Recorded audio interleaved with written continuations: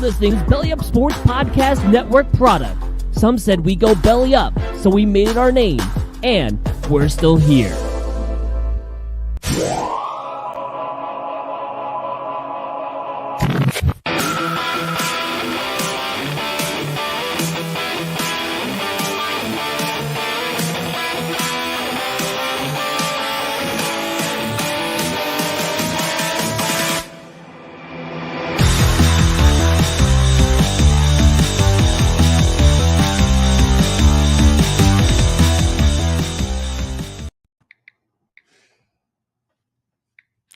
What up, Nick?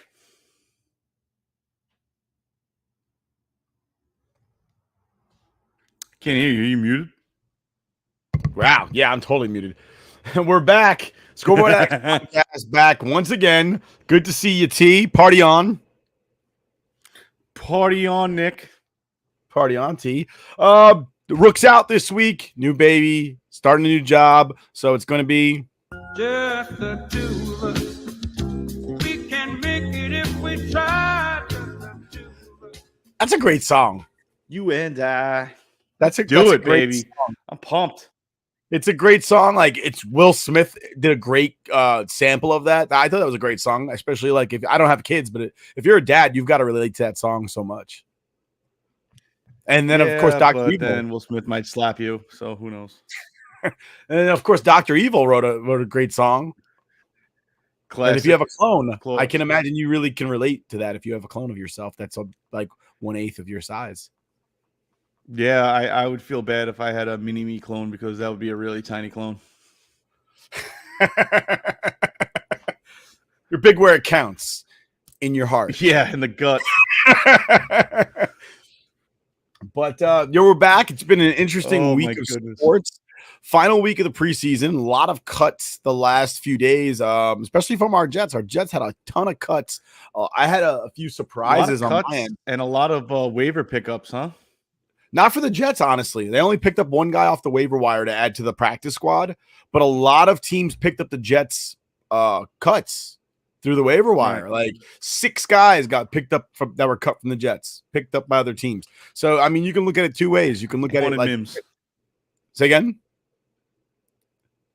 Say that one more time. I said nobody wanted Mims.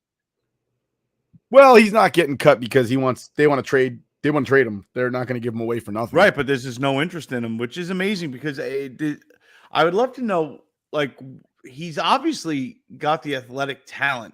Is it his inability to learn an offense like they kind of alluded to last year, that he doesn't know the playbook?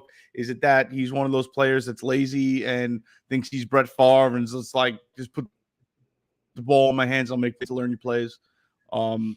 You know, I wish there was a definitive. I wish somebody would just come out and say, "Listen, he's lazy with the playbook, or he doesn't put the effort in practice, or he's just one of those players that doesn't give a shit." He's obviously very talented, athletic wise. So there's got to be something, because we've seen some great plays out of him when he actually does get in the game and they get him the ball. But there's got to be something else to it. And I mean, I guess barring him leaving the team and the shit, starting in the pot stirring, I guess we won't find out until he pisses the wrong person off and they air it out. Or, I mean, is it that just they don't know how to utilize him? I would love to find out. So I honestly think it's not necessarily that he doesn't want to learn the playbook or something like that. It may have been too difficult for him to catch up to last year. I just think overall he's undisciplined. I mean, he had like 250 snaps last year, and he had 8 catches and 5 penalties. You can't have as many penalties as you do catches. That's just ridiculous. You know what I mean? Yeah. And his argument will be like, well, I didn't get the opportunities that I needed. But I mean, at the end of the season last year, we're running Tariq Black out there. Because we had no wide receivers. Everybody's injured. And for whatever reason, you can't get on the field. And not through – you could sit there and be mad at the coaching staff if you want, but they're the ones that decide whether or not you're going to play. So if you're not giving them what they want, you're not going to play. I mean, it's that very simple. I mean, I not to try to equate it to my job. I was telling my guys the other day, I was like, guys, when you get an evaluation from somebody, you have a very simple job. Make that guy happy. And your eval looks great. And what do you care about what everybody else thinks? They don't write your eval. So if you're a wide receiver for the New York Jets, you really only have like one or two people to make happy. You got to make your offensive coordinator happy, and you got to make your wide receivers coach happy, because he's going to tell the offensive coordinator, wow, this guy's putting in the work. Give him some reps. And then when you get on the field, make your offensive coordinator happy, because if you make your OC happy, you're going to have your head coach be happy. So who is he pissing off is the real question. And I got to say, like, again, 250 snaps, 8 receptions, 5 penalties. That's a problem. You know, you just can't. Yeah, I'd say so. You can't have the minuses and the plus, like, equal the pluses, because then you're a net of what? You know what I mean? Like, for every 5 yards you go forward, you're getting a 10-yard penalty. You suck. But yeah, it's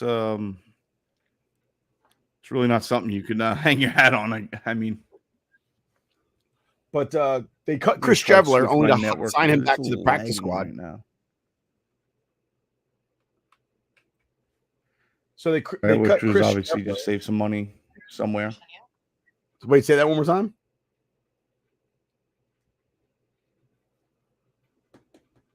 Say that one more time. All right. I said, which is obviously just a play to save some money somewhere, knowing that he's not going to go anywhere else.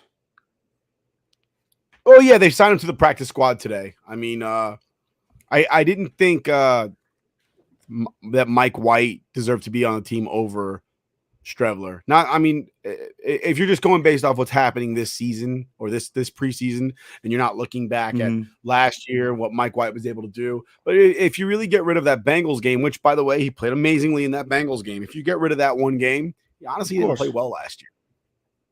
You know, I mean, that's why they got Joe Flacco, is because they couldn't trust him to be the backup.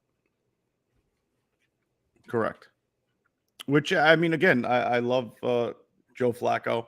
I mean, as far as getting a veteran backup, can you get better right now with who's available in the league? I don't think so.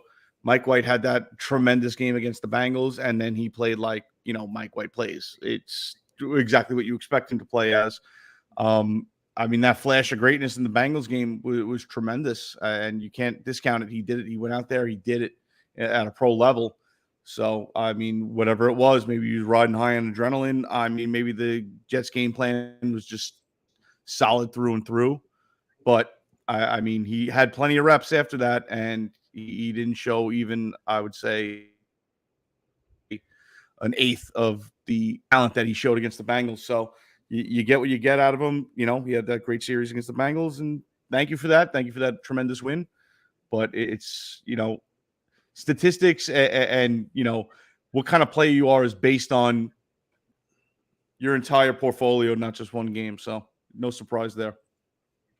Yeah, absolutely. I think some of the surprise cuts that I was like kind of like shaking my head over, and not because I thought that they were extremely talented, but just because some guys were drafted and there was a lot of hype around them.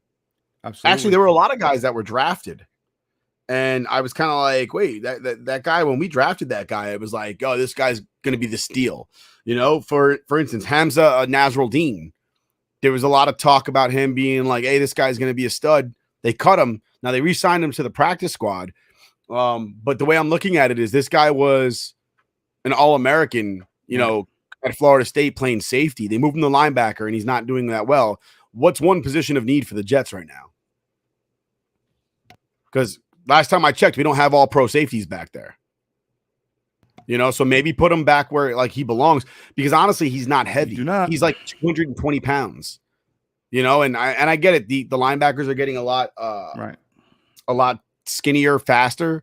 I just, when you see his body type, he just doesn't look like a linebacker. He looks like a safety.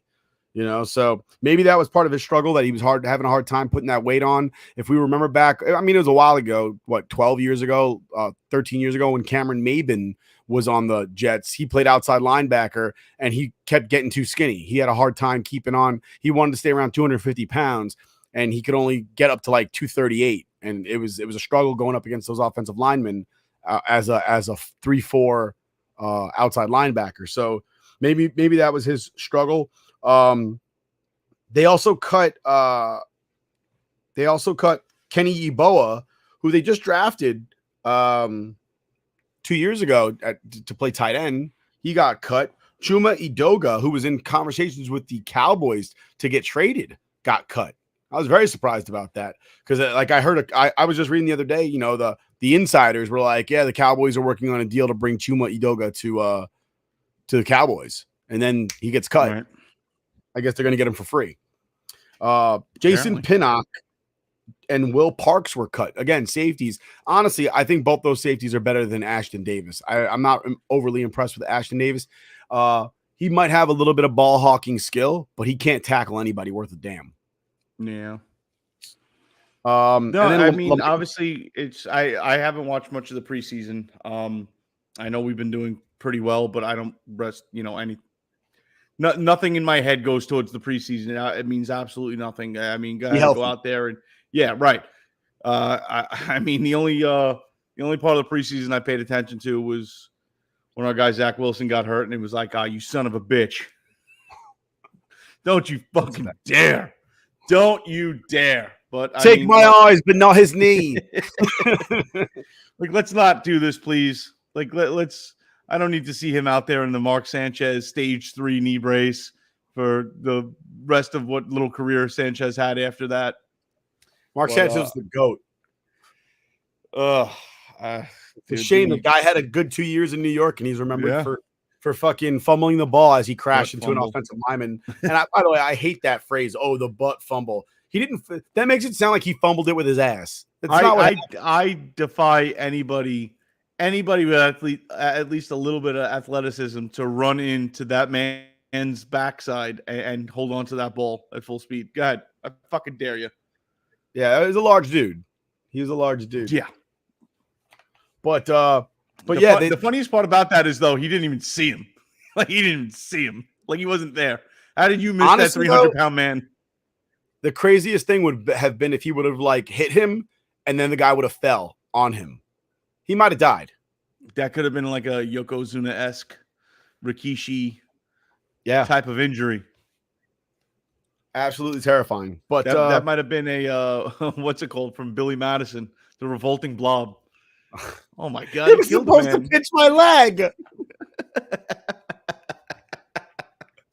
That's awful. This guy's going around crushing people's skulls. How did you have time to get a teaching license? No. But they cut LaMichael Pirine, again, another drafted player. He signed with the Eagles, though, so he's on the Eagles now. And then they cut Tevin Coleman, which I'm very surprised about because I thought he ran well for us last year. He looked decent in the preseason. He's got a lot of tackle breaking ability, and he was the senior guy. He was, I guess, not a bad thing. They got Breece Hall. They've got Michael Carter, the other Michael Carter. They kept Ty Johnson. He did well. Mm-hmm. But also they signed Zonovan Knight, and they call him Bam. He had an absolutely amazing preseason for an undrafted guy. I thought he did a phenomenal job, and a lot of people were talking Danny Woodhead. A lot of guys were like, this is going to be the guy that we cut, and he goes to fucking New England and becomes Danny Woodhead. So I'm kind of glad they kept him.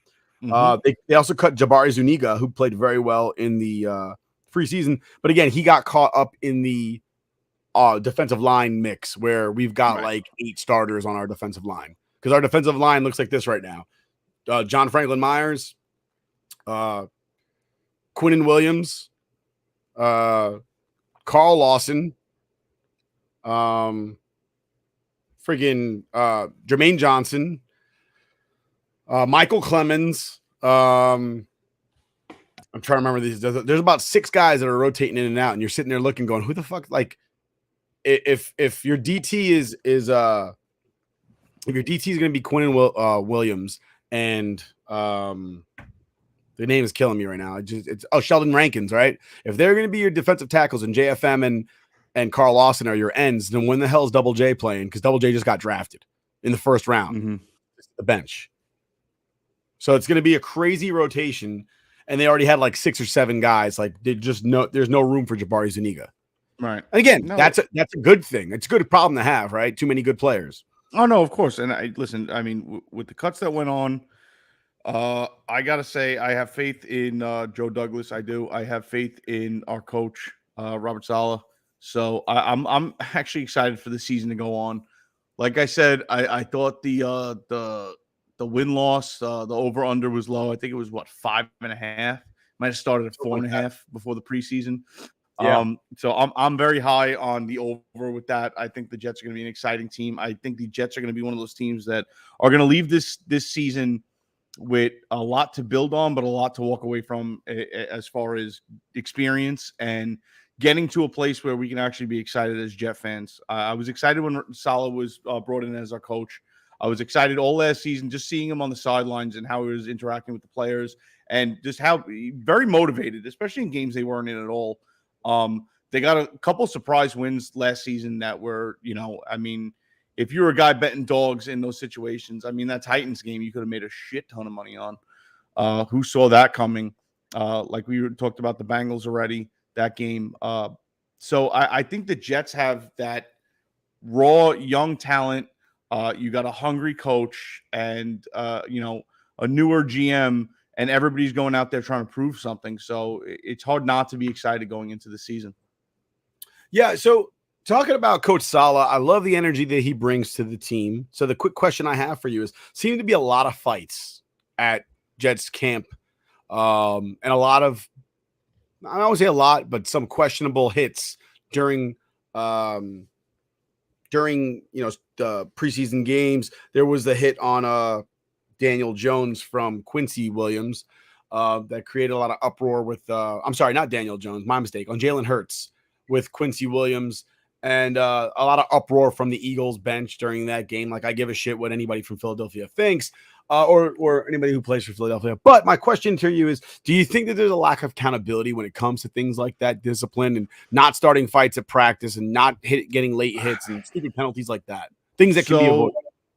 I think we'll find out once we get into the season. So as far as the lack of accountability and hurting the team, because like we said, the preseason doesn't really matter. You're trying to make the team first and foremost. As far as football teams run, it's very much two teams, especially when you're going into the season. You're not part of the season yet.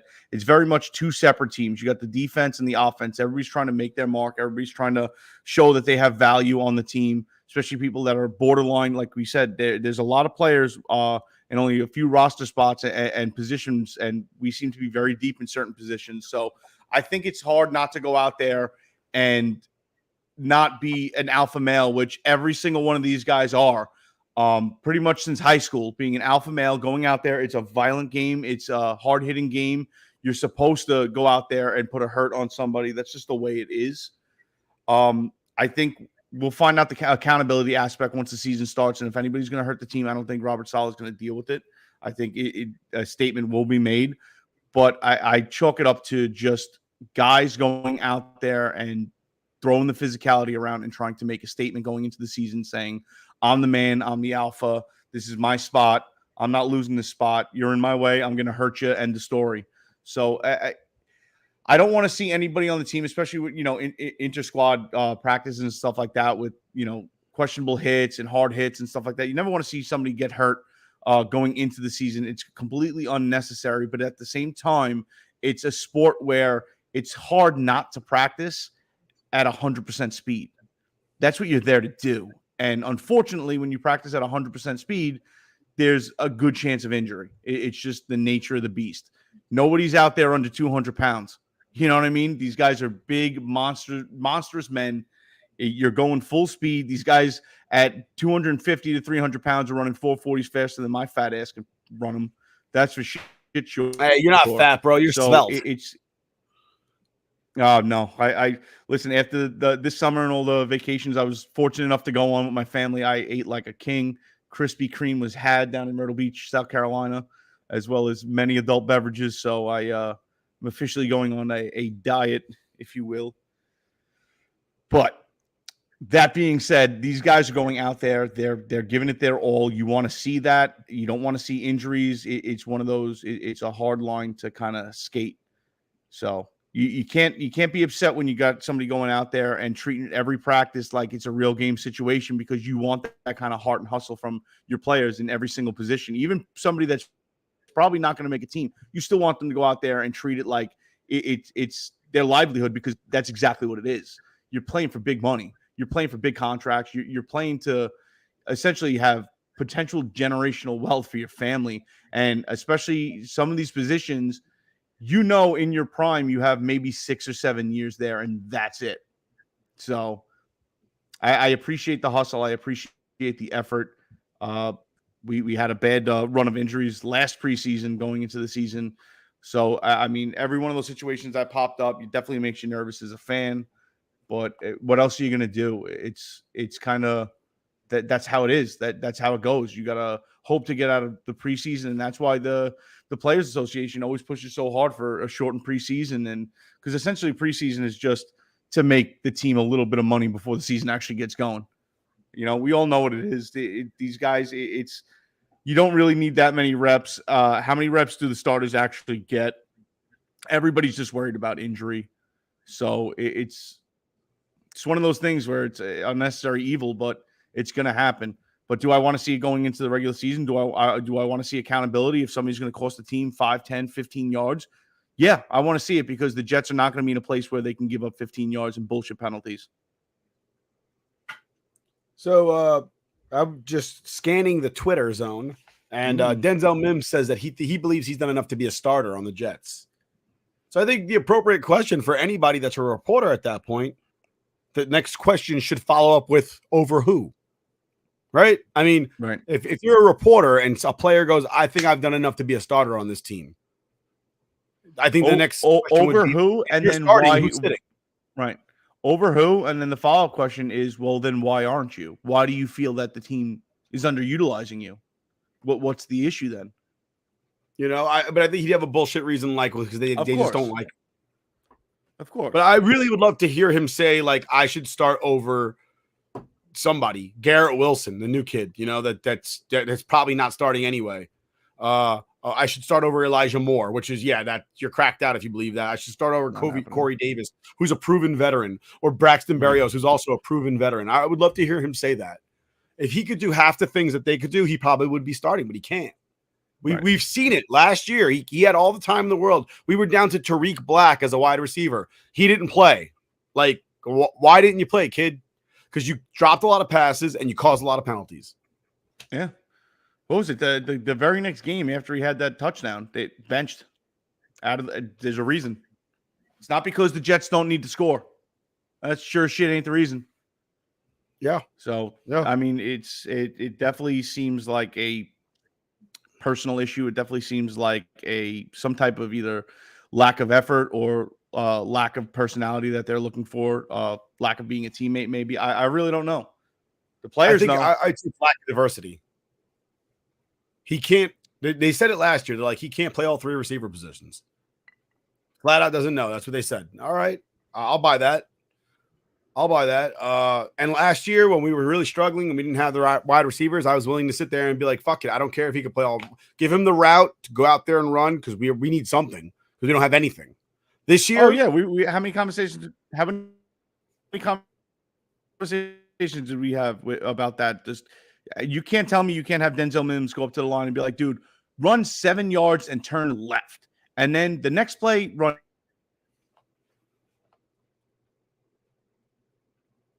think I lost TJ. He's a little frozen right now. 8 yards and turn right. And that's your playbook. Just do that. Just I agree. Running different. You good? I think TJ's my internet's sucking it up tonight. Sorry about that. Yeah, no, it's all good. Yeah, my internet is just crap in the bed right now. Thank you, Comcast.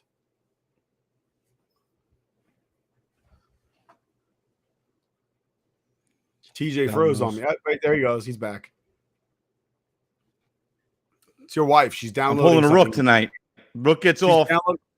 She's downloading something like really big right now. Jeez. Or it's your son using 4 different devices Not at me. once. All to watch Coco Melon. No, everybody. No. None of them are doing anything right now, to be honest with you. Whole bunch of nothing.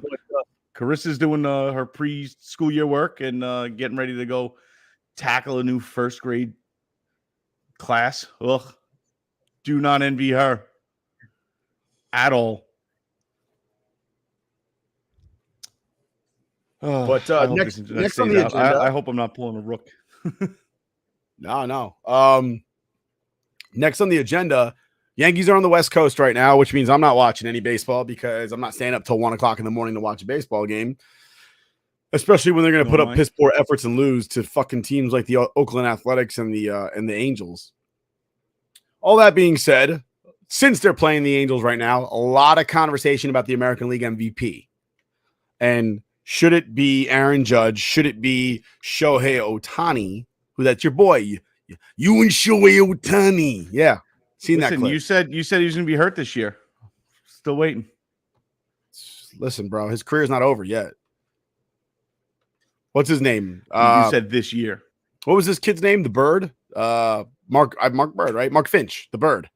Yeah, he was awesome for like 2 years, and then his career ended. Started talking to the baseball. It was weird. Got strange. There's still time for Shohei Ohtani. I'm still waiting for him to play in a game that matters and actually play well. And that'll be, again, the argument when it comes time for MVP voting. I think that's exactly what's going to hurt him, is playing meaningless games, stranded out there in California. And then, I think the thing that's going to hurt Aaron Judge is how much the Yankees have struggled lately. And I think if we're going off of individual merit, the guy has, 51 home runs right now? He has 51 home runs. How do you he's one away to 2017. I think he had 52, and we have a lot of baseball left to play. So, what was the pace calculator at right now as to what he's going to hit? He's ahead of Maris. He is, right? Yeah. Yeah, he's ahead of Maris right now. So right now, let's say he hits 63, 64 home runs this season. I mean, in my mind, that should be enough to lock him up for an MVP, because if that's not an MVP season, especially the type of player he is, defensively a stud, got a stud arm in the outfield, how you cannot poo-poo what he's doing. And I mean, right now, what is his average at? Hold on. He's batting like 293 right now. Which for, modern day baseball, 293 might as well be 400. 297. He's batting 297 right now, actually. 297. 139 hits. RBI. He'll finish the season with probably somewhere around 60 home runs, over 120 RBI, and batting around 300. If that's not an MVP season, I don't know what is. Yep. And what does he have left? What do we have? Like 30-something games left? 40 games? No, less than that. 20. Is it? 25 maybe? Is that it? Yeah, because tomorrow's September 1st. The season's is gonna be over by. Yeah, you're right. So right now they're at 79 and 51. They're at exactly 130 games or something like that. 130. So they got 30 games left. 32 games left. Yeah, so 32 games left. So I mean, to hit 10 home runs or to hit 12, 14 home runs, maybe. Let's say 14 home runs on the high end, 7 or 8 on the low end. Could easily probably get his batting average up to like 315 if he got hot. Yeah, So I think if that's not an MVP season, I don't know what is. So my question is, Ohtani is not he's no slouch at all this season. Mm-hmm. He's putting up Ohtani numbers. So he's got right now as the designated hitter, he's batting 269 with, let's see. Here we go. Batting. He's batting 269 with 29 homers and 79 RBI. Pitching, which is great. ERA. Right. Now me personally, I'm just looking. How many at bats does he have? Since you have the stats pulled up, how many at bats does he have? 465. Oh, so he's pretty much batted the exact same amount of at Judge then. I think Judge is at 468. Tell you right now. That is a fact. 468 at bats. Yep. So right there alone, Judge is in the lead as far you got the pitcher effect though, obviously, because I mean a pitcher that can go out and he is a stud pitcher, make no mistake about it, and then go out there and still perform like that. That's you can't really deny that that's something special. But So is it special enough to trump what Judge has done this season? I think next season we're really going to see what the truth of the matter is. The only reason I say that is because next season they're going to get rid of this division play where you play your own division. I don't know what 80 times a year or whatever it is, Right. whatever the ridiculous number you pay your own division is. Let's be real. Other than the Astros, his division is crap. Because we've seen what happens when he plays against the Yankees. He comes out to the Yankee Stadium, pitches in Yankee Stadium, pitches 2 innings, and he's out of the game by the end of the second. Why? Right. Because he's playing in a game that matters that people are actually watching. Right. And again, pressure, pretty much putting the pressure cooker in those situations. You're playing, big league ball now that people are actually watching. And it just goes, the debate has to be based on who is, when you're talking about most valuable player, who is a bigger asset to their team. And I think Judge is a bigger asset to his team than Ohtani is. You can't just sit there and keep pressing the fact that Ohtani is a pitcher. That's great. And there's a lot of value in that, of course. But I think it hurts more if Judge is out of the lineup than if Ohtani's out of the lineup. I agree 100%. The Angels lose regardless of whether or not he's there. They're going to lose. The Angels are not a good baseball team. And I always equate it like this. If you and I lost $1,000, is that a lot of money? It sucks, but it's not going to kill us. I'm just saying is compared to a billionaire, compared to $1,000, I'd be pissed. I'd be fucking furious if I lost $1,000 tomorrow. I wouldn't die, but I'd be fucking furious. But if I was a multi-millionaire, I'd be like, I don't give a shit. Fuck $1,000. I wipe my nose with $1,000. And that's what Ohtani is to the to the Los Angeles Angels of Anaheim. The long and short of it is that basically there's a scene in Ocean's, I want to say it's Ocean's 11, where George Clooney goes up to somebody he's trying to buy off to get into the casino. He says something to the kid like, I heard you're in a little bit of debt to the bookies. And the kid goes, yeah, I owe them 50 grand, so it might as well be $1 million or something like that. And he's just like, No. He says 50 grand, so it might as well be 100. And he goes, okay, here's 100. Yeah. And basically that's how I look at it. The Angels suck so bad that regardless of whether they have Trout and Ohtani and probably 3 other players, they'd still not be good. So your value to that franchise is zero, right? $1,000 means absolutely nothing to somebody that owes $50,000. You're like, all right, $1,000. Who gives a shit? But listen, to that ball club, he's obviously important. Just the way Trout is important, but in the scheme of how the season's going to play out and how the season seems to play out every year for the Angels, I mean, they're out of the playoffs when the season starts. Doesn't matter. When they agreed to have a season, if you're gonna, the same way we're gonna equate value to being a pitcher that can hit, you gotta equate value to being a stud player on the New York Yankees, where most big league players wouldn't want to come here just because it's the New York Yankees. And if you don't perform, Joey Gallo, you're gonna get the shit at the end of the stick. And a lot of people can't handle it. Yeah, but at least Ohtani would be smart enough not to be like, well, they just don't appreciate my strikeout ability. As if that's a friggin' excuse. Joey Gallo, so good. So how's he doing out there? So I think he's 8 for his last 44 or something like that. Yeah, quality. Oh, he's real hot. No, he's real hot. And he's got 3 home runs, one of whom was against a position player. So that's it. That's a good flex, I'll tell you right now, if we were still playing men's league baseball and Joey Gallo was on our team and he still performed where he hit 1 monster home run but struck out 3 other times in the game, is that a player that you really like, oh, we really need this guy on the team? Especially if that home run, we're already up by 8 runs. No, but I'm saying that not even if we're losing games, does that 1 home run matter? Where, especially in baseball, in men's league baseball, where you just want to put people on base and he can't get on base. I understand that the Major League Baseball has completely thrown away the idea of small ball and getting people on base and moving runners over. But I mean, it's still it's the part of the game that you need. It's the part of the game that we're missing in Major League Baseball. But it's definitely the part of the game if you're playing, men's league or high school or even college, you want players on base, and that guy cannot get on base to save his life. So I think is he of any value even in a men's league setting? Because I don't think he is. I don't want a guy that's going to go 1 for 4 with a home run and strike out 3 other times, because it's going to be that one friggin' time that this guy's going to sit there and hit a home run with nobody on base, and we're down by 5. I don't think I think the big problem with Major League Baseball right now is it's not so much that people don't want to watch the game, because a lot of people are like, oh, the numbers are down with viewership, yada yada yada. Kids don't like it because kids want to see players disrespecting one another. They want bat flips. They want elaborate celebrations. You know why people don't want to watch the game? It's because batters bat 200. Nobody gets on base. They see 2 home runs per game, and that's it. I mean, it's getting to the point where baseball is becoming a lot like basketball, where there's only certain segments of the game that are worth watching. Yeah.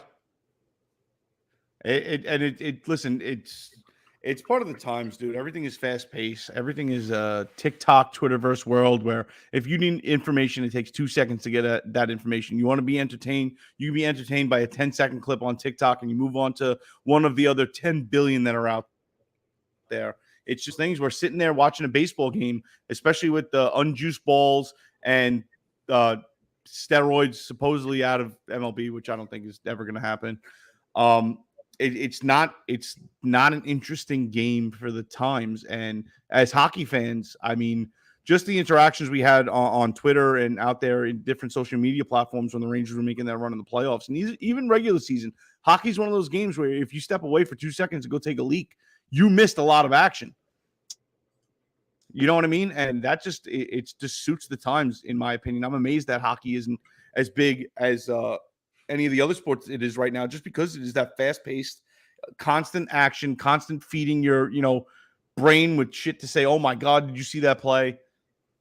It's a shame that hockey's not taking off as much and they should be capitalizing more on the way, people want to get fed just constant entertainment in split seconds, because it's that type of sport. And baseball is one of those sports that have fallen by the wayside because it is a very boring game. And especially where it's a home run or nothing game now. Dude, give me a rally. Give me a C&I singles and punchy little dribblers. I don't care. I want to see movement on the bases, dude. I want to see steals. I want to see bunts. They ruined the game by taking out the slide rule. You can't take people out anymore. You can't friggin' barrel the catcher at home plate. I mean, how much more excitement do you want to take out of the game? Those are the plays that you're like, holy shit. So I honestly think that the biggest problem was, talk about hockey for a split second. I think that the reason that hockey and baseball don't have the viewership that they once did, and it's a little bit because of a little bit of xenophobia. Baseball and hockey have the most foreign players of any of the 4 major American sports, and soccer is probably the last one. They probably have the most foreign players of the 5 major American sports, and those are the sports Americans aren't interested in. Now, I saw some basketball players flip out on me. They were like, what about the NBA? That's bullshit. Luka and this guy and that guy, Luka and that's a and small Giannis number. And freaking like the other 6 guys that are like, I want to say the NBA is about 10% foreign. With European players and stuff. No, I agree. It's Yeah, a small number, 100%. It's 10%. It's 10%. And we're really going to sit here and say that, oh yeah, we totally support other countries playing sports based on the 10% of guys that are doing it in the NBA. Right. I mean, that's just disingenuous. It's 10%. But we're talking about baseball, 30-something% of baseball's foreign. Dude, and if you factor in the other countries that are watching American baseball, it's all, Hispanic countries and Caribbean islands, and that's what feeds our farm systems, and that's what's huge down there is baseball and soccer, and that's where you're getting the momentum, and there's a reason for that. It's because that's where most of the farm teams are getting their young athletic players coming in, down from Dominican Republic. It is what it is. They breed baseball players down there. So it's one of those things where the American sport is not really, it doesn't have the hype that it has everywhere outside of America. It's the same thing with hockey, though. Americans don't want to watch sports of players whose names they can't pronounce and who can't do. Because what's a common? You see a lot of these guys that are fucking on Twitter and stuff like that. A common complaint about Hispanic players is how come he can't speak English? I see that all the time. When Gary Sanchez was playing with the Yankees, how come he can't speak English? And I used to tell these people, like, what are you, stupid? Of course he speaks English. He doesn't speak English to the reporter because someone like you will make fun of him for the way he speaks English. Because it can't be that he doesn't speak English. Tanaka was a pitcher. You're sitting there, you're telling me that either he speaks Japanese or Tanaka speaks Spanish. Right. No, like the translator's not coming out to have a conversation with Tanaka and Sanchez. They speak English. They just don't want to speak it to you as a public because they know you'll just destroy them for it. And why wouldn't you rather be more comfortable answering questions in your native tongue where you're not going to make some error or feel embarrassed that you're answering a question in a certain way that, you don't feel comfortable in? I mean, why wouldn't you just have that, you're essentially just, it's part of the game that really is unnecessary speaking to reporters, especially when you're going to get the same stupid questions like, why did you strike out 3 times tonight? Because you touch yourself at night. God is watching.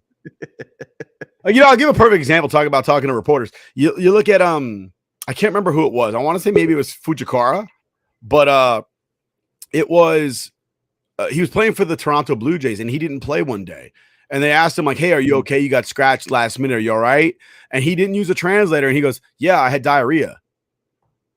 And maybe like he didn't realize that that's kind of embarrassing in America, but everybody in America was just just destroying him because he said it in like such an accent. And even the reporter kind of like put him in a bad situation where he was like, "I'm sorry, come again."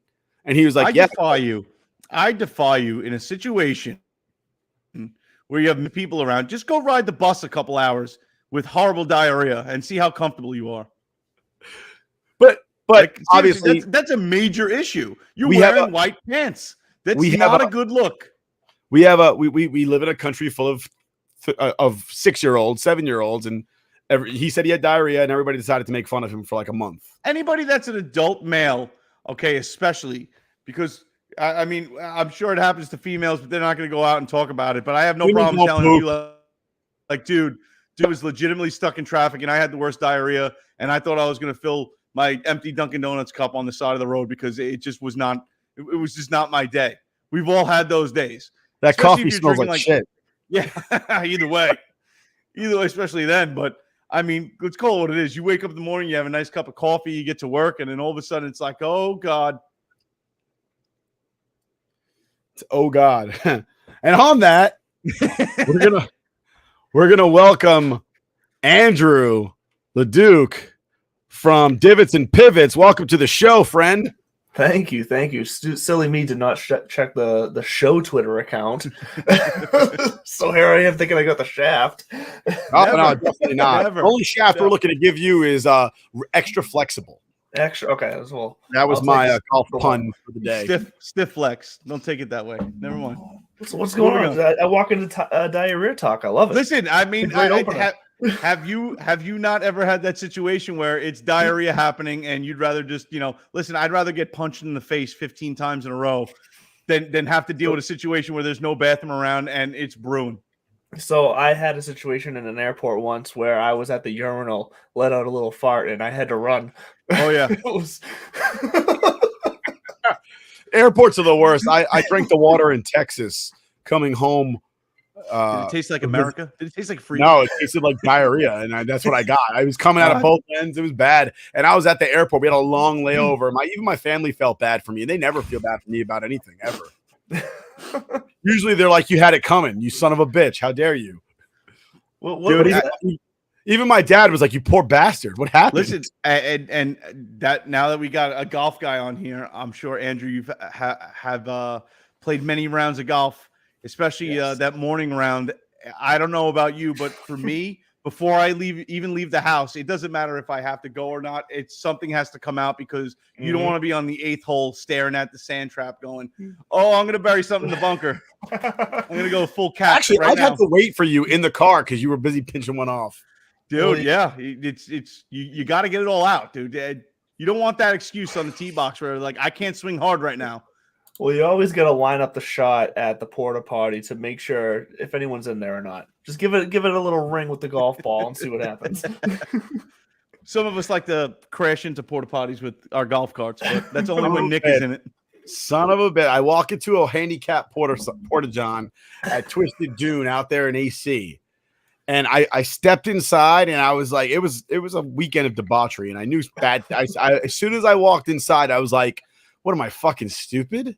And I immediately opened the door. I'm like, is something bad? They're going to tip this fucker over. Mind you, the handicap freaking porta john is gigantic. Yeah. It's as big as the room I'm in right now.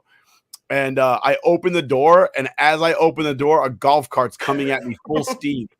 And I dive out of the way, and this guy's driving the golf cart. It goes into the door and it gets wedged halfway into the porta john. Jeez. Is that not the perfect golf cart, though? Like a place to take a piss and a dump at the ready. We should have finished the round with that thing on the cart. Just dragging it around the course. Listen, you got you're always excited when you got the cooler built into the cart. Maybe you get fancy and get the GPS, pinpoint GPS. Like, how far am I from the green? This is awesome. Imagine having a place to drop a deuce. Hey, little look, they make those little toilets you can on the go for the kids. Why don't we just slide one of those into have it pop out the side of the cart and flap down? Give me another excuse as to why I 3-putt. Like, guys, I got to get something out. That's the only reason I just missed that little 2-footer. If it pulls out and flaps down next to the seat, someone from like across the ferry won't even know you dropped one. They're just gonna think you're sitting in the golf cart. Why is this guy slowing down the round? Hey, can we play through? It's like, dude, you don't want to right now. And then imagine their shot comes in and lands right in your pile. Oh, dude. Play where it lies. Absolutely. You got to play it out of a divot. You might as well play it out of a nice log. Poop divot. And that being said, we're going to move on to our next segment, talking about live golf and a little PGA action. I'm going to step away for 5 seconds while I get some ice for my adult beverage, and I'll let you guys have it. Ice doesn't fit in my beverage. Is that wine? Yeah, I'm just going the full bottle. I'm judging you. That's it. That's all right. Judge away. That's it. So listen, there's no judgment here. I'm actually eyeing up the whiskey I have because I'm empty already. Nice, sadly. nice. But Rory McIlroy, yeah, what a tremendous win. I think other than the play, and then for me, Sung Jae Im having that birdie putt on 18 to possibly tie it and miss it. I mean, a burnt edge. And knowing that, I mean, they're literally about it. It's like that was an $11 million burnt edge, which is outrageous. It's insane. It's absolutely insane. But that just leads me into my argument with everybody hating on live golf and how it's not good for the game. I think it's immediately good for the game because the PGA is trying to adopt all these things that live golf is doing. I understand that. Listen. Live golf, the way they're breaking it down, I understand the criticism. Like, all right, nobody misses a cut. It's essentially people just going out there and playing Thursday round. Does it really matter if you're getting paid that much money out the gate? Do you really want to win? I would argue that of course you want to win. Of course you want another $4 million to add to your bankroll. Sure.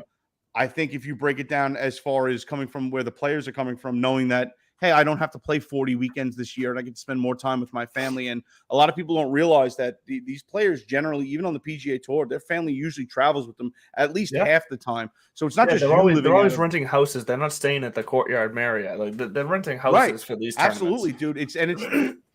It's not just the players. It's their caddies and their caddies' families and stuff like that.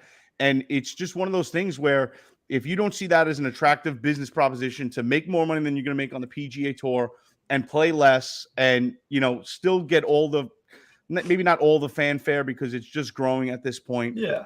I think everybody all the players unanimously crapping on live. Most of that is coming from a standpoint of just pure jealousy because it's guys that had the stones essentially to say, okay, you're not going to let me play in the PGA anymore. Do I give a shit? It's a job. And now I'm getting paid more money. So I think the PGA, it 100% backfired and failed on them. The whole, look where their money's coming from because everybody can sit there and make the argument of, you can make it about anything that we have. Yeah, come on, dude. You want to sit there and call out the atrocities of Saudi Arabia, and I'm not trying to downplay it at all. 100% not at all. But any one of the sponsors of the PGA Tour, you could sit there and break it down. Nike alone. You know what? You want to talk about human atrocities? If you're cool with somebody making your $75-$80 pair of Nike golf shoes, you know, being 4 years old, working a slave labor camp, essentially, child labor laws be damned, and you don't think that's a human atrocity, you're full of shit. You call it what it is. That I think that the whole plan of them shitting on the Saudi Arabia money, where the money's coming from, backfired on the PGA. And now you see them adopting more of what Live Golf is doing. You see them taking some of their ideas. You see them throwing more money at the players, which obviously the PGA Tour is a very lucrative tour, and they have a lot of money to go around, and they were shortchanging these players on top of essentially 100% taking away their ability to make their own content. And I mean, the biggest thing for me that pissed me off is when I found out that Tiger Woods and Phil Mickelson, when they had the match, had to pay the PGA Tour millions of dollars to be allowed to do this exhibition match. It's like, are you serious? Well, yeah, see, that's crazy because the PGA players are considered individual contractors who sign. Right. Like they're not. So, and that's where this is going to get interesting because they're not like a team, a player on a team that's owned by you know Bob Kraft or whatever billionaire owns a team who has the right to say, no, you work for me. I pay your contract. I'm going to make rules that you can and can't go play on certain things. That's going to be what the Live turns into. That is the model that they're going to have investors buy these teams, run these teams. They're going to be not allowed to come back to the PGA for certain events because these owners of these eventual owners of these teams are going to be able to say, no, I want to protect my investment. Right. So that's where I kind of find it. That's the one thing. Look, I don't blame the players for taking the business opportunity. Perfect sense. Go get your money, but then don't turn around and cry about wanting to still play. Like you're making this business decision, fine, but you got to realize that there's going to be some backlash from the PGA as far as whether you can play and earn points there, and then especially once these investors come in and you're now a assigned player to a specific owner, you're not going to be able to go over to the PGA. Right. So, but there's two businesses that have a very similar business model where you're an independent contractor, but you can't work anywhere else. And both are scrutinized extremely about how they pay and how they treat their employees. Those two businesses being the WWE and UFC. And both of them are under fire on a regular basis for not having any type of association, like Players Association, Wrestlers Association, Fighters Association, and also their performers not getting their due, their due as far as their value is concerned. And that's why a lot of wrestlers leave to go do Hollywood type deals because they can make more money in a safer environment. And then lately, Dana White has to answer questions every week about why UFC fighters aren't making more money.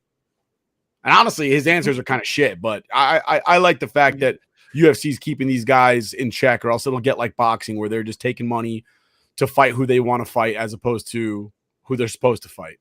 Listen, you get paid your value, and that's I mean, even when Ronda Rousey, they were asking her, like, you're the top sell for the women's division. How come you're not making hundreds of millions of dollars like these other guys are? And she's essentially defended it, saying, listen, I make what my draw is, and I'm paid very well, and I'm not complaining about it, so why are you? Yeah, I mean, and that's how those worlds work. It's a percentage of the pay-per-views, of the ticket sales, whatever. Like and that makes sense. That's in their contract. So the golf isn't set up that way, as far as I know. The Live players that are getting all their money up front. But look, so yeah, I don't blame them for taking the run at the money.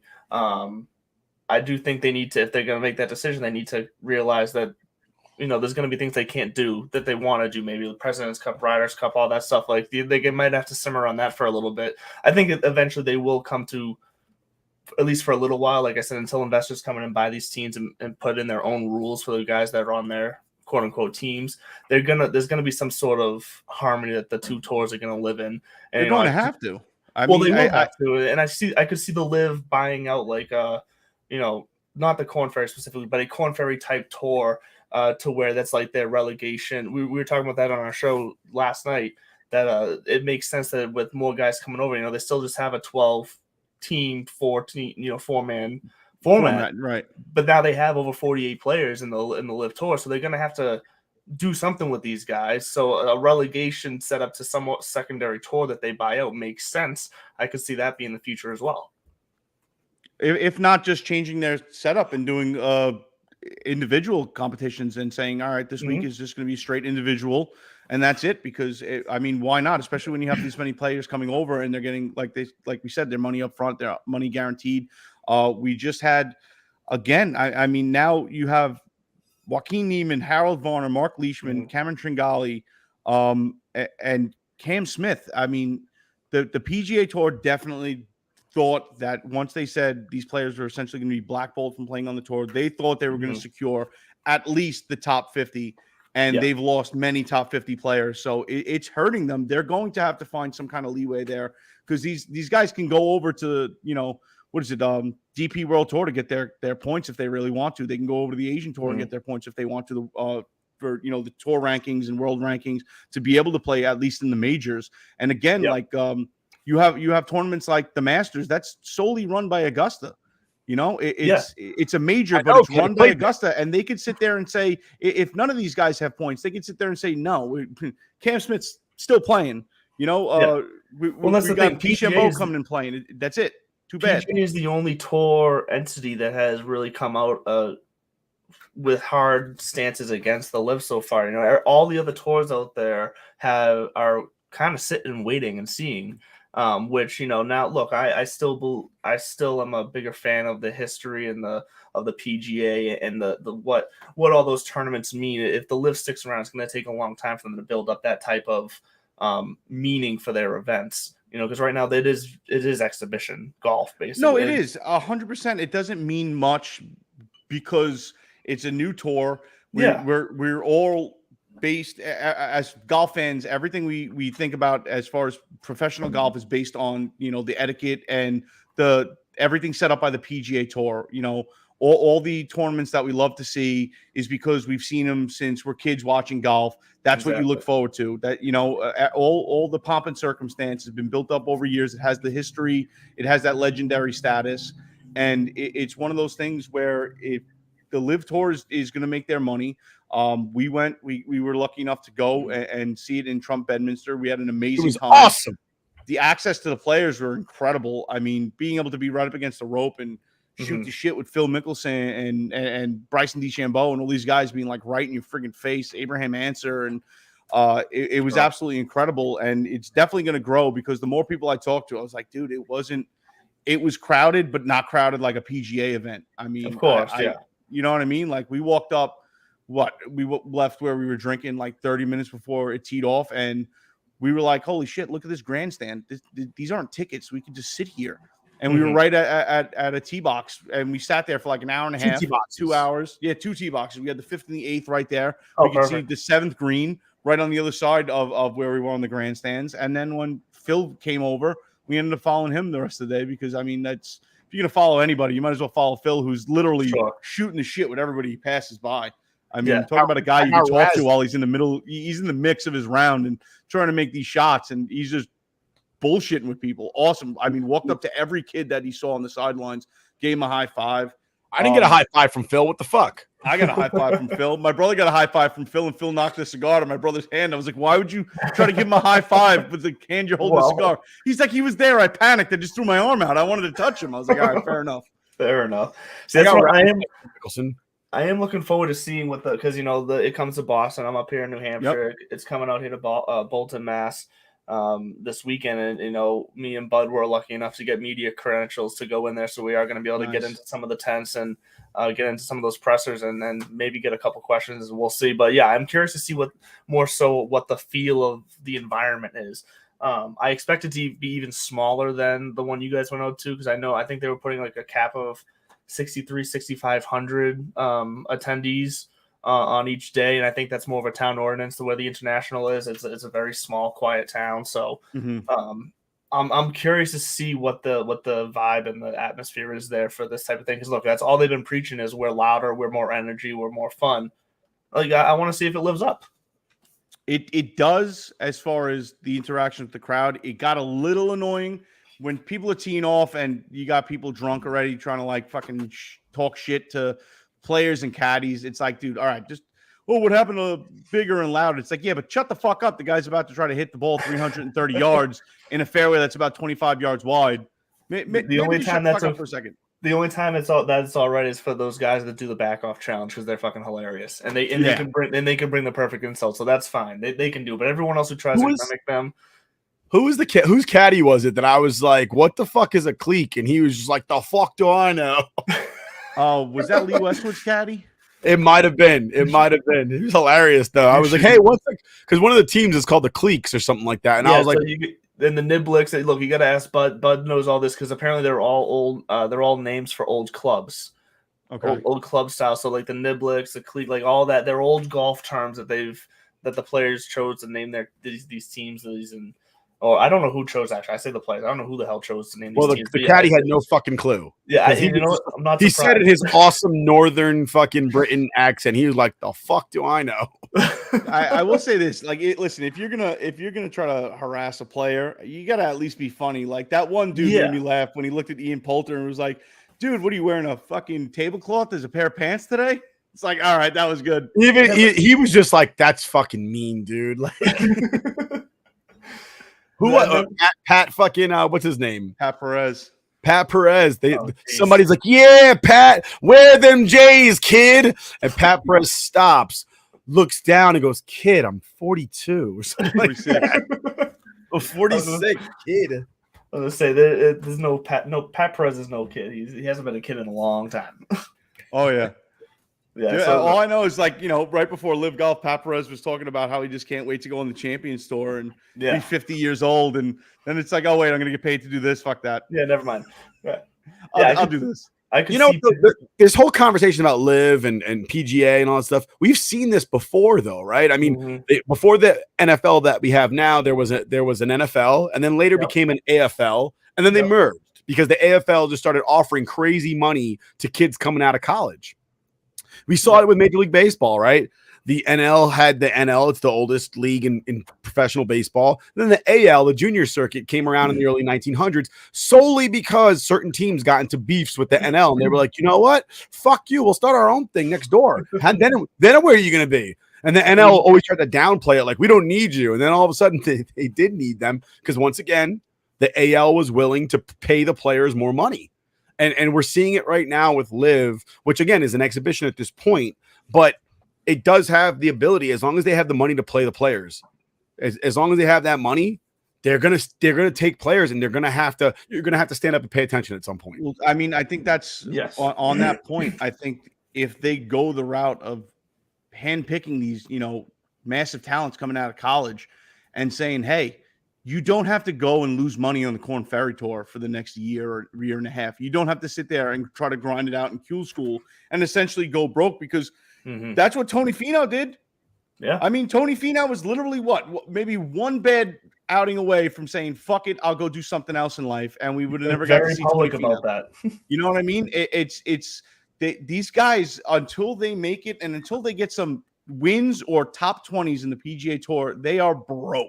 And until you get those wins, you're not getting the net jets and Rolex and all that type of multi-million-dollar, wear my shit on your polo deals. You're not getting it until you make a name for yourself. So if Liv can put a little money in these kids' pockets and say, yeah, you can go bang around in Q school or the Corn Ferry Tour and go play in South America and spend $2,000 on flights for you and your caddy and another $1,000 for room and board, and maybe you walk out of there making $1,500, $2,000, or you can just come here and play, and people will come pay to see you, and we'll pay you a lot more than that, right now, here and now.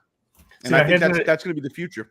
So here's an interesting thought, though, and this just hit me right now, so I haven't even fully formulated this thought, so it might be a dumb question, but what do you think, though? Do you think that creates not an opportunity, but a chance of maybe some young talents coming out and not having to grind it out like a lot of these, like look, some of the best golfers in the world, the legendary golfers, they had to grind it out for a long time before they were known.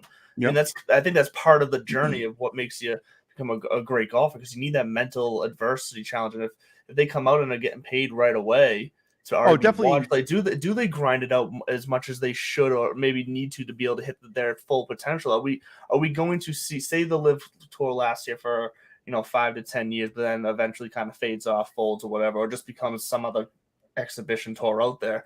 Do you think we could see a long lasting effect as far as the talent that comes up in the next 10 to 20 years because they just didn't have to work as hard.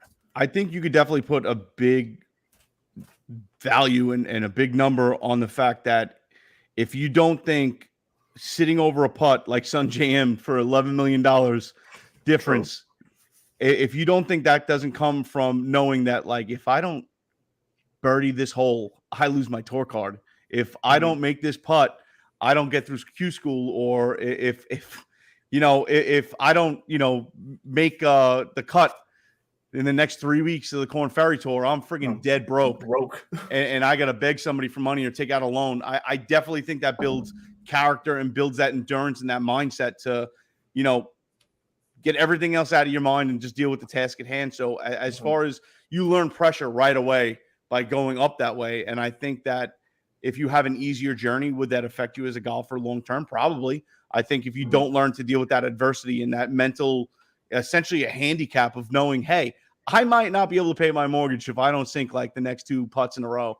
Like I got to walk out of here on the last 2 holes with nothing worse than par birdie or I'm screwed.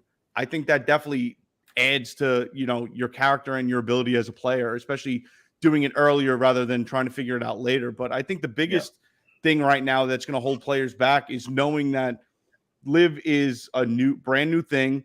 Yeah, they're throwing a lot of money out there right now, but if they do decide to turn around and fold in a year or two, that's it? You better go sell cars or something, or try to play people in local matches for a couple $1,000s a pop, or, try to get a Stableford match against some rich guy because you need to pay bills and the PGA Tour just told you, yeah, you're blackballed for life. Sorry, made the wrong decision.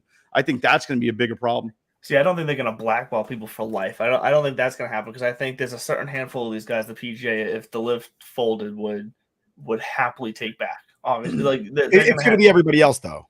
Yeah, it's going to be your Chase Koepkas who may or may not be there just because he was part of the signing of Brooks, or your I'm trying to think of some of the other young, but it's a lot of maybe some of the younger names from overseas who, here in the States we're not too familiar with, but the guys who are, like you said, maybe some of these college kids over the next couple of years who go and take that as their starting route. Like, maybe it does affect their career to where it never jumps off after that. Yeah, sure, they have this money now, but they're never going to be able to play professional golf, maybe because, they've just missed that chance to get in at the time, or maybe it just takes them longer. I don't know. It's a very good point, though, that I think that the guys with no names are going to be all right no matter what happens here, and that's why I think they took the chance that they did to make this business decision. Right. And that's what the thing that surprised me. I think there was 1, if not 2 amateurs playing at Trump Bedminster when we were there. Mm-hmm. And it was like, wow, that's bold. That's like one of those, hey, I'm gonna jump on board and take the not guaranteed route, and just ride with it. Because I mean, me personally, I think that's more scary because somebody like Bryson DeChambeau, somebody like Dustin Johnson, they're never gonna have to worry about money again for the rest of their lives, and they'll always be Dustin Johnson and Bryson DeChambeau. It doesn't affect them as much as maybe an Abraham Answer, who he's got a lot of money off this tour, off his Live signing, but I mean, who's to say that he couldn't be bigger and better by people forget how much money Abraham Answer made on the Euro Tour. And look, the man was, I think just a couple of years ago, he was like top 15, top 20 in the world, something like that. Yeah. So he's one of those that would be all right too, I think.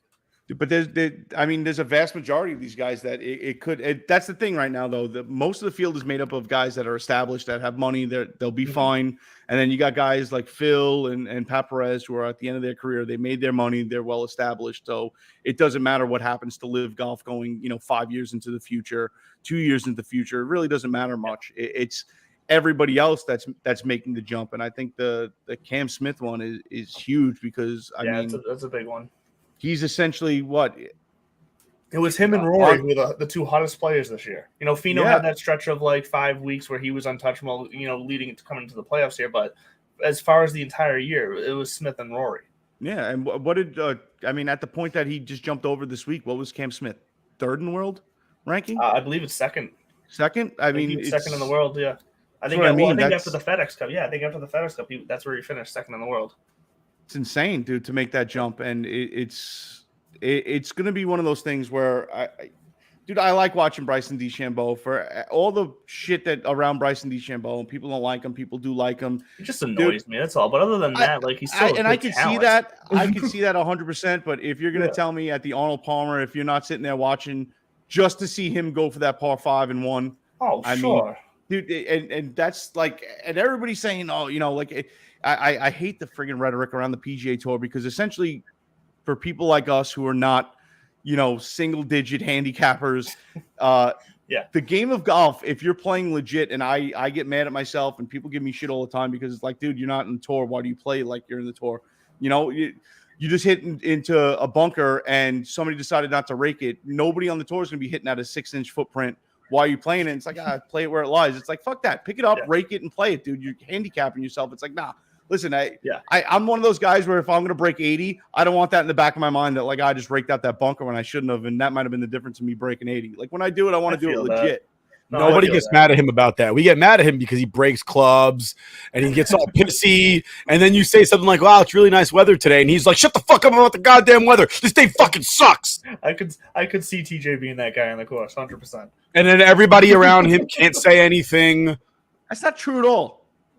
The air is like so thick around him that you're just afraid to speak. And probably, and let me see if I'm right here. I'm probably, I probably nailed this too right here. At the start of the round, he's probably the guy going, hey, let's just go out there and have a great time, guys. This is going to be an awesome day. Like, he starts out with Mr. Positive. Have you been following us? Dude, 100% how he is. I hate this game so much, and it's addicting. It do. really is. We all do. Dude, I don't have the video to be able to put it up on my laptop, but we were just in Myrtle Beach, me and my brother, and we played World Tour, which is essentially like a course that's modeled after every great hole. They got like 4 or 5 holes modeled after Augusta, Amen Corner, the whole shebang, and we played that. It was pouring rain in the morning, ended up stop raining like a fool. I took off my rain gloves and had to put them right back on because then it was like 90% humidity and I couldn't hold on to the club to save my life. Ended up parring my way around Amen Corner. They're modeled after Amen Corner. I'm like, I'm bringing it back. I ended up having like 6 or 7 pars in a row. And I'm like, why can't I do this to start the round? This is bullshit. We go play True Blue, which is a Mike Strand's course, same as Tobacco Road. The place True Blue is beautiful. It's literally like Tobacco Road, but where there's they're missing sand, they add in water, because Tobacco Road, I think there's like 1 hole with water on it. And there was a lot. End up shooting one of the best rounds of my life. I'm shooting an 80 going into the 18th. The guy we're playing with's a member down there. And I asked him, I'm like, I see the water cuts back in, close to the green. And we were playing, I usually play around somewhere between 62 and 6,500 yards. I never play the tips. I can't hit the ball 320 yards. So my average drive is between 250, 260 every once in a while. I'll catch one right and hit it 270. Sure. Good for me. We're roughly the same then as far as the drive. When we actually hit it right. Dude, yeah, well, that's the thing. I can hit I it, can't get off the tee right now, so. Consistently, I can hit it 250 yards, but it may go 50 yards to the right. And that's what I'm struggling with. The rights, and then I overcorrect. And then you hit a pure shot when you're not supposed to. Like I said, I'm shooting 80 going into 18, par 4, water down the left side. And I asked the guys, I'm like, dude, it looks like the water comes back in before the green. He goes, yeah, but it's like right before the green. I'm like, is it reachable? I was like 260 drive, 270 maybe if I get a hold of it. He's like, not today because it's so wet out and it's so humid. The ball's just digging in and sticking. He goes, you should be fine. Pull my driver. We go down there, and where's my ball? They have the water set up where it's literally a bunker into water. Like it's a side hill of sand, and then water starts. And my friggin' ball rolls right through the fairway about 270 yards where it ended up, maybe 35 yards from the green. And my ball is like an inch underwater, like half submerged. And I'm like, screw this shit. I take my socks off. I take my shoes off. There's freaking gators everywhere down there. We just saw 2 on the hole before us. Like 2 6-foot gators just swimming around. And I'm like, the hell with it. I'm rescuing this. I decided, let me not bite off more water. Let me play it out to the side and aim for the friggin' bunker. Played out to the side perfectly. Some guy driving one of the mowers past us goes, holy shit, that was awesome. You got out of that water right into the bunker. Took me 3 shots to get out of the friggin' bunker. Ended up making an 8 and shooting 88. And I was losing my mind. I was like, I should have taken the friggin' drop penalty. Should have just freaking pitched it right up there. Pitched it right on. For a putt for a bogey. Double bogey maybe with a 2-putt and would have been fine. No, I'm an asshole. I actually get out of the water. I feel good about getting out of the water, and then I can't get out of the friggin' bunker. He's Tin Cup. He's the guy that's like, oh, I didn't get it on from here. Fuck it, we're gonna go. We're still You gonna know keep what? trying And for it. listen, and if I was smart, I would have just said, you know what, leave that ball there with the Gators because we got our promo code score 10% off our entire purchases at Piper Golf. Yep. So I should have just left the ball as a souvenir to the Gators. You know, maybe somebody would have lost their hand like Chubb's going for it. I don't know. Dude, that could have been you. Would have been me. I would have lost a foot though. I was just gonna say losing a foot though. Yeah. And then I would have been faster. I would have been banned from the Olympics if I would have got one of those, paddle things to run on. They're like, no, he's too fast now. That he's Dude, you might have been able to get on the Olympic tour as a handicapped golfer. legitimately. I couldn't. There's nothing I could do to play golf professionally anyway. Dude, you ever see these kids that do like before the Masters? They do like the chip putt and drive challenge, and you watch an 8-year-old and you're like, dude, F you. I've never hated an 8-year-old more in my life. Yeah. That kid weighs 96 pounds and just hit the ball 260 down the dead center of the fairway. Kiss my ass. He wants to Zach Hampel those 8-year-olds. Bastards. Dude, it's amazing. It's great that you brought up Piper though, because I got to buy a new box of balls myself. Because my last round out, I went through a good amount of them. So, which ball do you play generally from Piper? The blues. So I'm a 13. Okay. I'm usually a 13 handicap. So I play the blues. Kind of fits right in that wheelhouse for me. Gotcha. I got the blues. Yeah. I bounce between the black and the gold. And I can't play golf well blues. I love the gold around the greens, but if my drive is if I'm leaving the club face a little too open and sometimes a little too spinny, gotta go down to the blacks. Yeah, my club face being open is a big issue for me. But hey, I just fixed my iron swing because I discovered the proper weight transfer thanks to the help of Bud. And look, I was at the range and I couldn't stop smiling because everything was in the air, straight, and at the proper consistent distance for each club. And I was like, this is how golf is supposed to feel, like like where I'm not at the range, like telling people they got to be watching out 90 degrees from me. It's amazing. So like I said, down in Myrtle Beach, I actually was, especially because True Blue, it just happens to open up very wide in the fairways at like the 240 to 280 mark, where it's very forgiving right and left. So I was just, trying to essentially just hit like 250-yard, fairway finders because it's a large fairway. And if you miss, there's nothing else around it.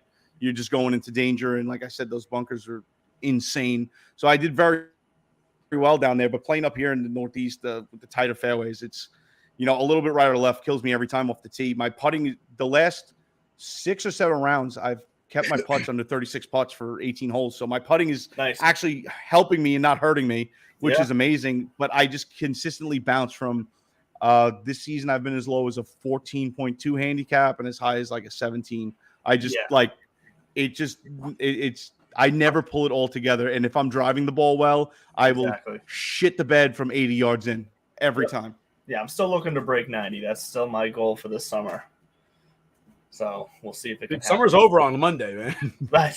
Fair enough. What's your lowest career round? My lowest career round is 92. Okay. And that was a round that I had I went out. It was one of those rounds where I went out like not caring whatever because I had a group on to play at this nice course up here, Townsend Country Club. That included a cart. It was just a beautiful day, and I went out there. Started out through the first 3 holes. I was 1 under, and I was like, "What the hell is this?" That. But then I started to get the nerves in me. So I was like, "Well, shit, I'm actually playing good. I might be able to do something here." And then of course, Dude, I turned into my normal self. But those 3 holes helped me get to that 92. It's amazing. So my lowest is an 83. I shot an 83 and 84 this year, and then a couple rounds in the high 80s. Mm-hmm. And then I am like that guy. Like I try to explain it to my father in a way that like he's like, "Why are you pissed off? Like it's a beautiful day." I'm like, "Because I just shot like a 103." I was like, "You know how insane that is to go from shooting an 86 to shooting a 1." I said that's the equivalent of bowling for average of 250, and then going out there and throwing a 98 and being like, dude, what happened? Yeah, that's the equivalent of like if you're playing fairly good, that's like 5 holes. Yeah, like 4 or 5 holes right there. All I know is difference. Your old man and I are going to start playing golf without you because we can actually just have a good day, like out in the sun and stuff like that, without having anybody break clubs or threaten the trees or the groundskeeper. I broke 1 club this year. I like how you. This year. I was gonna point it out. Dude, last year I broke 2 clubs on our golf trip. 2 of them. One of them on like the first par 3 over water when I literally 2 in a row right in the water, and I'm like, you son of a bitch. So what's the most clubs you've broken in a season then? A golf season? When you have to think about it, it's a lot, guys. No, honestly, probably last year, and I think I broke 3. 2 at the golf trip, and then after that, I broke my wedge. Let's add Must on be to that. nice So to be that's rich like broken. that, dude. So that's broken clubs. How many more went into the water? I only once have I ever thrown a club towards water. Only one time, and it literally it was like when they try to skip the ball at the 16th at Augusta. Dude, this thing went over the water and ended up on the other side, and I had to do like the embarrassing anger walk to go collect my club. That's what an you asshole. get for trying to throw your club in the water. That's perfect. Absolutely. Karma. That was years ago. That was only one. I never throw my club to intend on breaking it. Yeah. It's usually just throwing it straight at the ground, but almost the last year and then the one club I broke this year, both times it just happened that the club head stuck in the ground and the shaft kept going and it snapped. Oh. So it's never like I never break them over my knee, nothing like that. I don't groundskeeper too. Yeah. No, I that's one thing I do, dude. I'm meticulous with fixing shit, and there's nothing that pisses me off more than when you walk up to a green and there's like just craters all around. It's like, come on. It's like I don't need any more reason to miss. Or it's 11 a.m. The sprinklers are on. So new rule. That kills me. Nick, new rule for you guys for next season when TJ plays.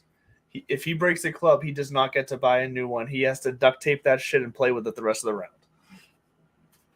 I think it's funny. The one club that's fair. The last 2 years, it's been the same club that I broke twice, and it's been my 56 degree zip core wedge. And that's a great club. It is a great club.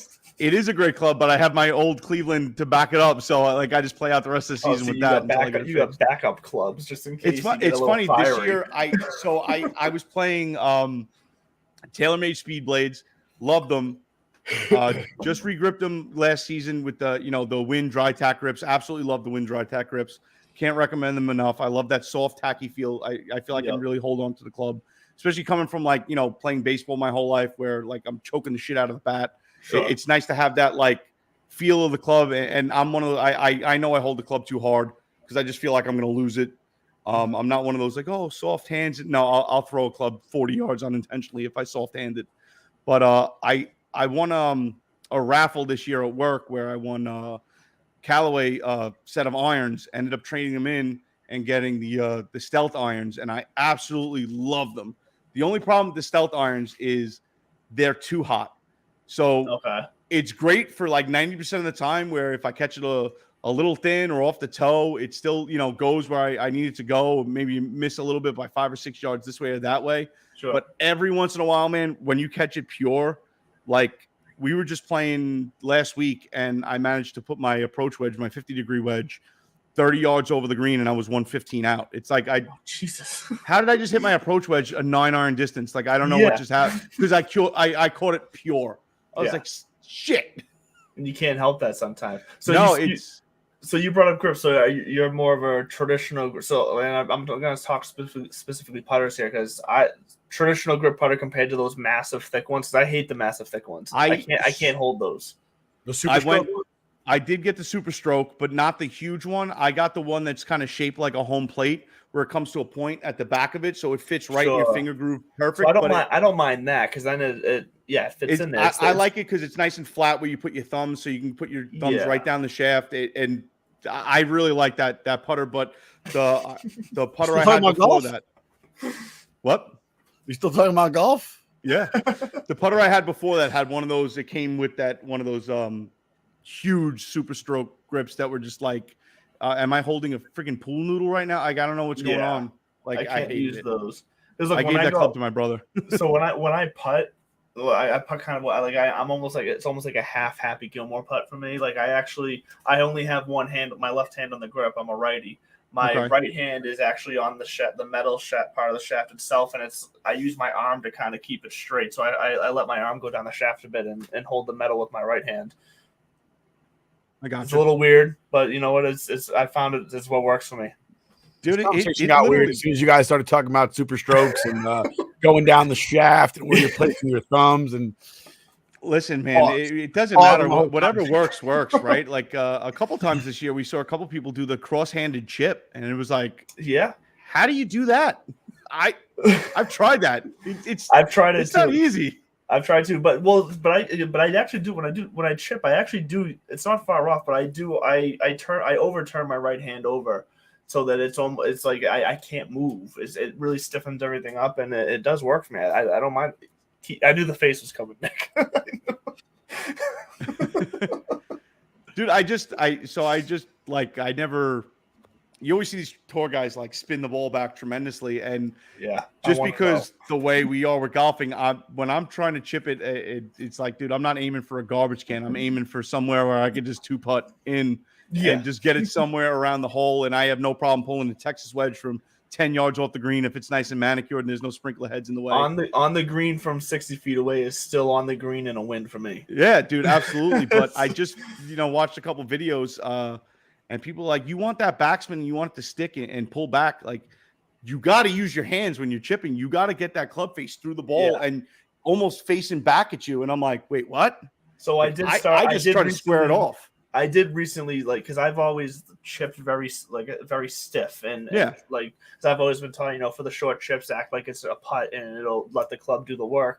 But I have recently found you do get so much more control when you do flip those the hands up. And once you get that, it is good. Now, look, I'm not going to go out there and try to learn how to backspin the ball and shit. Because the second I start doing that, I'm going to fuck up my entire game. It's not going to be pretty. I just figured out how to hit my iron straight consistently. Why would I want to try to do anything more than that? The only thing me and my brother do every time we're at the range is like, all right, stinger time, and neither one of us can figure it out. Yeah. It's just like, you watch that one dude on TikTok. What's his name? Shots. What the hell is that guy's name? That all he does is has stinger videos. Zach Radford. Oh, yeah. His videos are just insane. So me and my brother sitting there at the end of every range session when we're about to go out there. It's like, all right, 4-iron stingers. It's like, all right, let's do it. And my brother's like this hitting tops. He's like, that's a stinger. I'm like, dude, that went 40 yards. That ain't a stinger.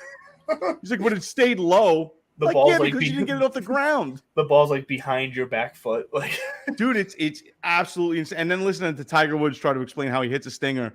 That guy doesn't understand that we don't understand his feel. And everything with him is feel because he's hit a billion golf balls. So what makes sense in his brain, it's just like, you abbreviate it and you just feel the hands coming through. It's like, I don't know what that means, dude. He's like, all you got to do is clench that third ab and really feel your forearm. And it's like, what? No. It's you want to hold on to it like when you're driving your Bentley down, in Florida. It's like, nah, I don't know what that feels like either, sir. Yeah. When you see that turn coming, you just say, fuck it. I think that feeling that you get when you pull into a Denny's and I can have this waitress. And I think with that one ends the golf conversation. But before we close up tonight, TJ and I were discussing something, and Andrew, we'd like to hear your input on the on the situation. We were talking about best advertisements starring athletes that aren't necessarily about athletics. Now, we'll include advertisements for, like, let's say something like Nike, only because it's kind of hard to exclude that. But so my pick was Macho Man Randy Savage, Slim Jim. I think that's the greatest advertisement of all time. Because if I asked either one of you, would you like a Slim Jim? What would your response be? Oh yeah, right. I was at a charity, not necessarily. I was at an awareness walk on Saturday, and they're giving out like snacks and want a Slim Jim, and everybody that they asked, you want a Slim Jim? Everybody grabbed one, snap it to a Slim Jim. Oh yeah, like you can't help yourself. No, you can't. Absolutely. What are your thoughts on that, Andrew? So I'm blanking on some real good vintage ones. I know in recent years I've loved the Baker Mayfield ones at the Brown Stadium, and I love it mainly because I think he missed out on such a big opportunity when he left there to have a commercial with a moving truck backing up. Like, it would have been freaking gold. Like, how do you not do that? Like, just go for it. So look, I love that, and I'm shamelessly going to say that I'm looking here on Google to try to see if I can spark my memory because I am blanking on all like the early 2000 like athlete commercials. You had one, right?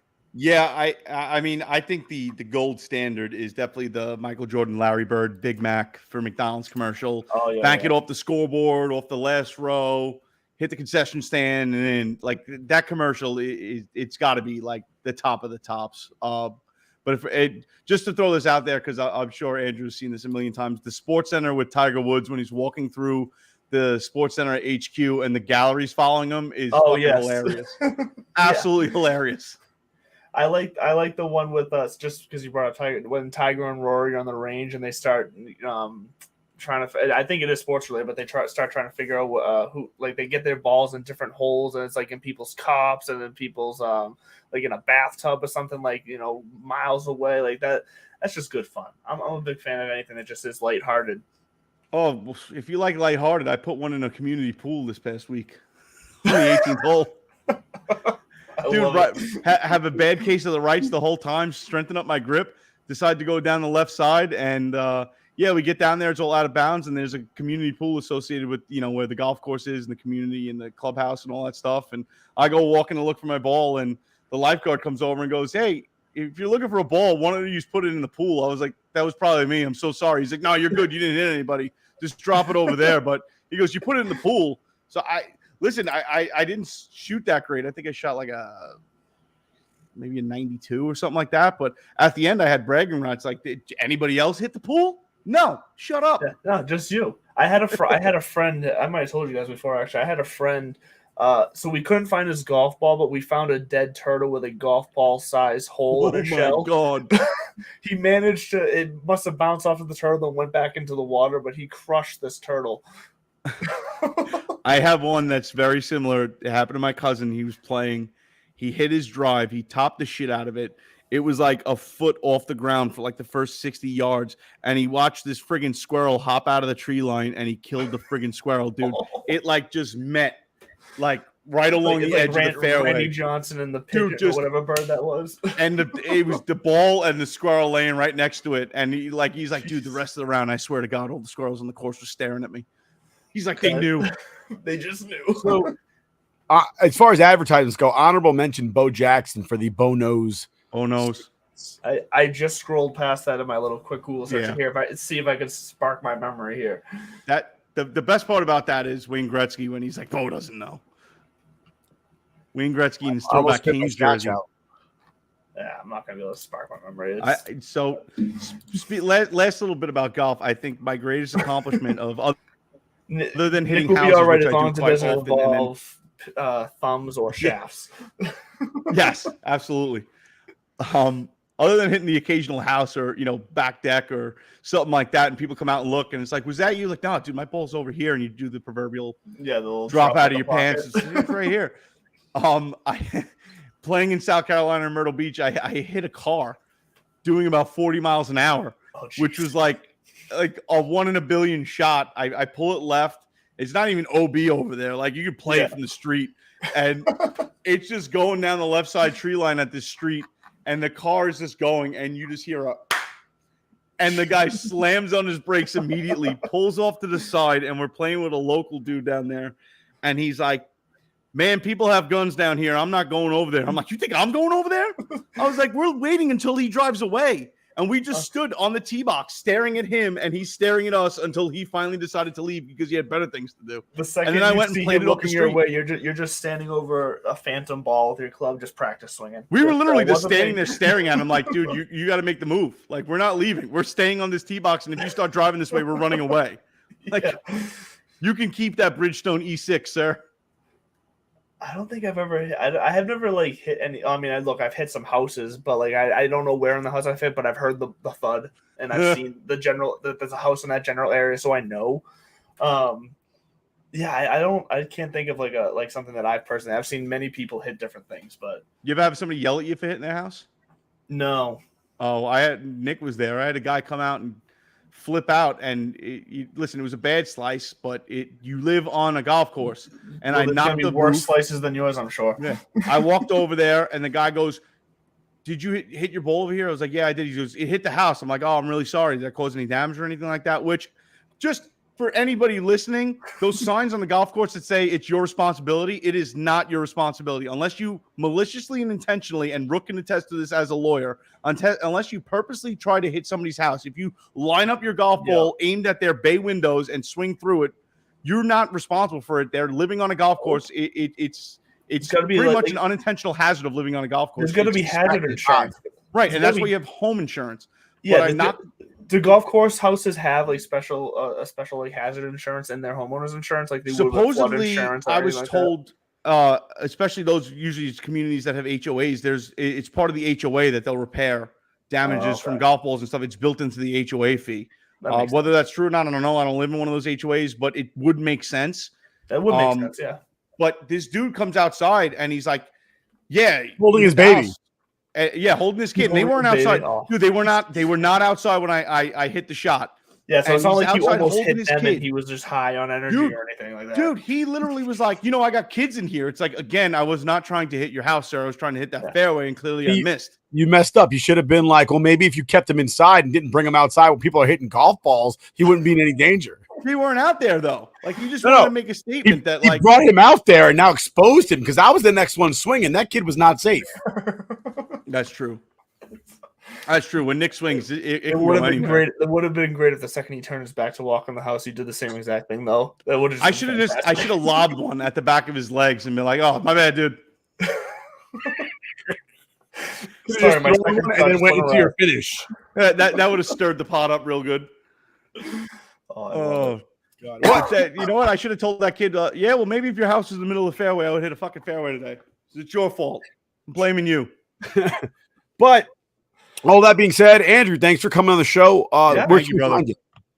Yeah, thanks for having me. So look, we've got a lot of things coming up. So Bud and I on the Divots and Pivots show, like I said earlier, we got lucky enough to get the media credentials to the Live Tour this weekend up here and at the International. So we'll be out there all weekend. You can catch us on the TikTok. I just said on the TikTok. The TikTok. What am I, 60? Yeah. You can catch us on TikTok, on Twitter, on YouTube all weekend long with some live content there. And look, I'm gonna have an article coming out on bellyupsports.com later this week. Actually about the PGA, the current state of affairs between the PGA and the Live. I just decided to write that today, so check that out, bellyupsports.com. And if you're football fans, my rankings were just posted, Belly Up Fantasy Sports. I have an article previewing the Patriots. Here's a little teaser. They're gonna suck. Yeah, check me out. I'll be very active over the next few months with football season. So. Dude, I'm looking forward to the content up there with your media credentials. We got denied, unfortunately. That's what Anthony was telling me, but it makes sense because at Trump's course and knowing that he was there, I bet you people were going. The media was insane that was there. Like I mean, it was absolutely incredible the amount of cameras and stuff like that were out there, and that's what Nick was saying. He goes, "Dude, it's Trump course, so even news media outlets that have nothing to do with sports and everything to do with politics were getting their media credentials just to try to make it a political thing, Yep. But they were very nice about it. They were like, hey, we had to give out too many media credentials. We had way too many to supply. Yeah. But hey, here's 4 free tickets for the entire weekend. And, so I didn't know they did that for you. That's awesome. Dude, man, U.S. Open didn't do that to me when they denied us credentials for that. So what the fuck? Come on, U.S. Open. Dude, it was like, holy shit. They were like, and it was like a promo code, like, hey, just put it in your cart and check out. I put the tickets in my cart for the whole weekend. I was like $900. Like, all right. It was free? Put this promo code in. Free. No tax, no nothing. I was like, thank you very much. Oh, my gosh. Yeah, dude, it was epic. Okay, I might be going to the Live Tour now. I'll hold a presser on Sunday. I will say this. Listen, the food was great there. They had plenty of food trucks and stuff like that. The booze was reasonably priced, definitely cheaper than going to a ballpark to get a beer. I think the beers are around $7. Well, you know what? You pay that in some Boston bars, so okay. Yeah, absolutely. Same here in New York City. So it was definitely a fun time. I think the food trucks made it for me. Just being able to bounce around. It's like, oh shit, empanadas. Oh look, crab cakes and all right, pulled pork. I'm in. Let's do it. Yeah. No, so it was a good time. Dude, I can only imagine it's going to be the same kind of reception for you guys, and you're going to have a blast. So I look forward to seeing your content because we had a great time. And even my father, he likes golf but is not into it as much as we are, he was like head over heels, loved it. Definitely try out the impossible putt. My father actually sank it, and it was a killer because we were talking about going to get Tex-Mex and slamming down margaritas. My father's got to be the designated driver. He was not game for that. Didn't want to deal with a car full of drunk people. So it's like, listen, dude, you sink the impossible putt, we won't go. He's like, that's bullshit. I'm not going to make this putt. He friggin' hits the putt. I'm like, damn it. Just the whole night just ruined. Like, dude, I thought I was money in the bag with that margarita, and then he has to walk it off. Sheesh. Bastard. No, it's gonna be fun. I'm looking forward to it. I'm excited. It's my first, look, I haven't even been to a PGA event. I haven't been able to. I keep trying to go out. It's just expensive, so I haven't even been. So this is my first live golf event in general. So I'm looking forward to it. And then hopefully, I've tried for the past 10 years for the Masters tickets lottery, and I always get the email like, "Hey, nope." Yeah, that's last thing. Now that you've brought up the Masters, shout out to my buddy Fernando. He's down in Augusta. Unfortunately, got shot while he was down in Augusta by some psychopath in an adjacent hotel room while he was sitting in his room minding his own business. He'd have been better off going out drinking. That wouldn't have happened to him. That's what he gets for staying in his room studying. Should have been out drinking on a Saturday. He should have been out doing bad things, and he wouldn't have got shot. But he's doing well, thank God. Special shout out to him. Unless you're wearing a green jacket, Augusta is not the greatest place in the world. Fernando isn't short for Brian Robinson, is it? No, it's not. No, not at all. Shit. But catch brutal. Andrew just sitting in his hotel room. That's brutal. I'm sorry. I'll let you continue with the outro. Catch Andrew at Divots and Pivots. TJ and I will be back next week. Special guest, Coach Mike Westhoff. I actually read his book, and with the preseason over, cuts coming up or being finalized today with the waiver wire. We're going to discuss the upcoming NFL season, what is going through his brain as a coach before the big game started off the season. And of course, the Jets kick off on 9/11. We'll talk to him about what it was like coaching the first game after 9/11 and his memories of it, because he did say it was one of his favorite moments as a coach to represent at that time. But we'll catch you again next week here. Same bat time, same bat channel. We appreciate you guys watching with us, and we'll see you next week.